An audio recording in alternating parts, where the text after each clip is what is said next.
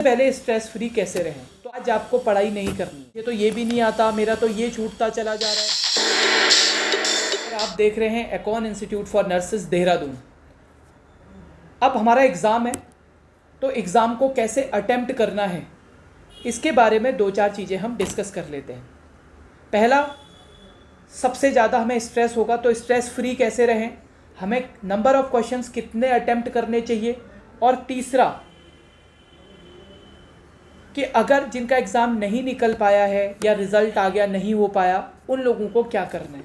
तो इन 2-3 चीज़ों के बारे में हम बात कर लेते हैं।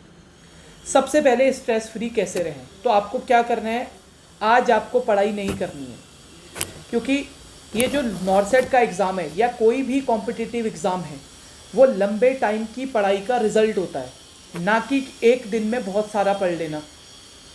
आज आप कितना भी पढ़ लें वो नुकसान करेगा, क्योंकि आज पढ़ने की वजह से आपको थोड़ी देर में ऐसा लगने लगेगा कि और मुझे ये भी नहीं आता, मुझे तो ये भी नहीं आता, मेरा तो ये छूटता चला जा रहा है, मैंने तो वो कैलकुलेशन वाली चीज़ें छोड़ी थी। तो ऐसा आपको आज लग सकता है, पर घबराने की ज़रूरत नहीं है। ऐसा सबको लगता है कि उसको कुछ भी नहीं आता कंपटीशन एग्ज़ाम से पहले। तो अपना कॉन्फिडेंस खुद से बूस्ट करें। आपने लंबे टाइम से पढ़ाई की है, आपने मॉसबी की है, सॉन्डर्स की है, टारगेट हाई की है, क्वेश्चंस किए हैं, नोट्स किए हैं, आपने पुराने क्वेश्चन पेपर किए हैं, तो आपकी पढ़ाई बहुत अच्छी है। तो सबसे पहले आज अच्छे गाने सुन सकते हैं, अगर आपको पसंद हो तो आज अच्छा खाना बना सकते हैं, आप थोड़ा सा रेस्ट कर सकते हैं। और आज आपको स्ट्रेस फ्री रहने के लिए एक्सरसाइज करनी चाहिए, मॉडरेट लेवल की एक्सरसाइज, जिससे कि थोड़ी बॉडी एग्जॉस्ट हो और आपको नींद आज टाइम पे आ जाए, 9, 10, 11 बजे आपको नींद आ जाए। इतनी थोड़ी बहुत एक्सरसाइज कर लेनी, बहुत ज़्यादा हैवी भी नहीं, पर मॉडरेट एक्सरसाइज आज करना बहुत ज़रूरी है, जिससे कि आपको स्लीप पैटर्न आपका नॉर्मल हो पाए। खाना टाइम से खा के आपको अच्छी नींद लेनी है, क्योंकि अगर आपका दिमाग बहुत अच्छे से रिलैक्स होगा, एक अच्छी नींद से ही हो पाता है ऐसा, तो आपको कल के एग्ज़ाम में बहुत इम्प्रूवमेंट मिलेगा, बहुत सारा इम्प्रूवमेंट मिलेगा आपको, अगर आज आप अच्छी नींद लेते हो तो। सेकंड पॉइंट, आपको आज पढ़ाई कम इसलिए भी करनी है क्योंकि आज पढ़ोगे तो एंजाइटी की वजह से और ज़्यादा कन्फ्यूज़न होगा, और जब एंजाइटी और स्ट्रेस का लेवल बढ़ता है तो कल आप आने वाले एग्ज़ाम में बहुत सारी छोटी छोटी सिली मिस्टेक्स कर सकते हो। तो आज पहला काम है बिल्कुल स्ट्रेस फ्री रहना। आपने मेहनत करी है, उसका रिज़ल्ट आपको ज़रूर मिलेगा। दूसरी बात करते हैं, किसी भी एग्ज़ाम में हमें नंबर ऑफ़ क्वेश्चंस कितने अटैम्प्ट करने चाहिए। तो जब भी आप एग्ज़ाम देने जाएं, उससे पहले कभी भी डिसाइड ना करें कि मुझे 90 करके आऊँगा, 100 करके आएंगे, 85 करेंगे, 75 करेंगे। एक्चुअली एग्ज़ाम में क्वेश्चंस नंबर कितने अटैम्प्ट करने हैं वो टोटली डिपेंड करता है पैटर्न ऑफ एग्ज़ाम, या एग्ज़ाम का लेवल कैसा है, ईजी है, मॉडरेट है या हाई है। तो उसके हिसाब से हम एक थोड़ा बहुत अनुमान लगा सकते हैं। जैसे अगर आपकी बहुत अच्छी पढ़ाई हुई है, जैसे आपने सारी नोट्स पढ़ रखे हैं अच्छे से, आपने टारगेट हाई, मॉसबी, लिपिनकॉट, सॉन्डर्स सब कर रखी है, आपने क्वेश्चन की प्रैक्टिस कर रखी है, पुराने ओल्ड पेपर दे रखे हैं, तो इसका मतलब है आपकी बहुत अच्छी पढ़ाई है। अगर ऐसा है, आपकी बहुत अच्छी पढ़ाई है और पेपर बहुत ही सिंपल आ जाता है, तो आपको 80 to 90 तक अटैम्प्ट आप कर सकते हैं, करने चाहिए, मतलब इतनी 80 से 90 के बीच आपको अटैम्प्ट करने चाहिए। जब बहुत सिंपल पेपर आए और आपकी पढ़ाई बहुत ज़्यादा अच्छी है।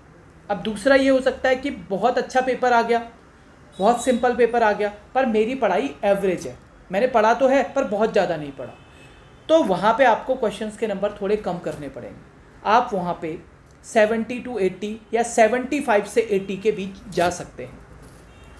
थर्ड वन पॉइंट होगा, पेपर बहुत हार्ड आ गया पर पढ़ाई बहुत अच्छी कर रखी है, तो भी आपको 70 से अबव ही करने पड़ेंगे। 70-75 के अप्रॉक्स आप कर सकते हैं।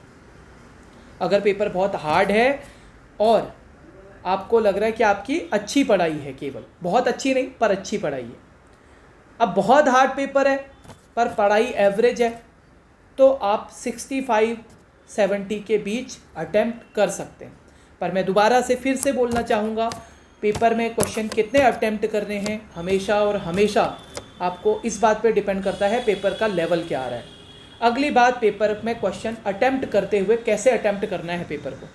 देखो, पेपर को अटैम्प्ट करने का एकमात्र तरीका जो अच्छा तरीका माना जाता है वो ये माना जाता है कि जैसे आपके 100 क्वेश्चंस आते हैं और उसके लिए आपको 90 मिनट्स मिलते हैं, तो आपको इन 90 मिनट्स को 2 पार्ट में डिवाइड कर लेना है। पहले 45 मिनट में केवल आपको वही क्वेश्चन करने हैं जो आपको 100% आते हैं, मतलब जैसे सिंगल लाइनर क्वेश्चन जिनका टंग पे आपके आंसर है, चाहे वो 30 क्वेश्चन 40 क्वेश्चन ही क्यों ना हो, लेकिन पहले 45 मिनट में ये टारगेट रखना है कि आप 100 क्वेश्चन तक पहुंच जाओ। सारे क्वेश्चन अटेम्प्ट नहीं करने, जिनमें डाउट है वो अटेम्प्ट नहीं करना, जो क्वेश्चंस बहुत ही लेंदी लग रहे हैं, आते तो हैं पर लेंदी लग रहे हैं, वो भी अटेम्प्ट नहीं करने हैं फर्स्ट आवर में। तो फर्स्ट आवर में सपोज आपने 40-45 तक 100 में से केवल 40-45 ही क्वेश्चन आपसे हो पाए।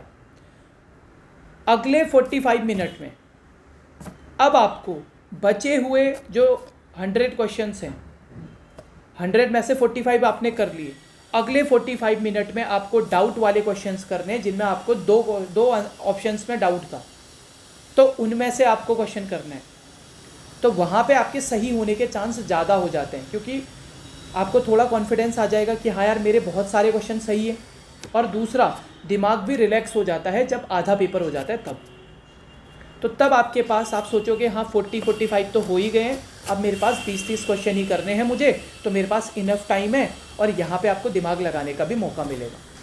तो आपका स्ट्रेस लेवल कम हो जाता है, एंजाइटी का लेवल कम हो जाता है। तो कभी भी डाउट वाले क्वेश्चंस को शुरुआत में अटेम्प्ट करना ही नहीं है, उनको अगले 45 मिनट या आधे घंटे में अटेम्प्ट करना है। मैक्सिमम क्वेश्चंस करने की तरफ जाने की बजाय एक्यूरेसी पे ध्यान देना है, क्योंकि नेगेटिव मार्किंग है। 1/3 नेगेटिव का मतलब ये है कि अगर आपके सपोज 9 नंबर गलत होते हैं तो 9 नंबर तो कटेंगे, 9 की बजाय 12 नंबर कटेंगे आपके, क्योंकि 3 नंबर नेगेटिव के भी।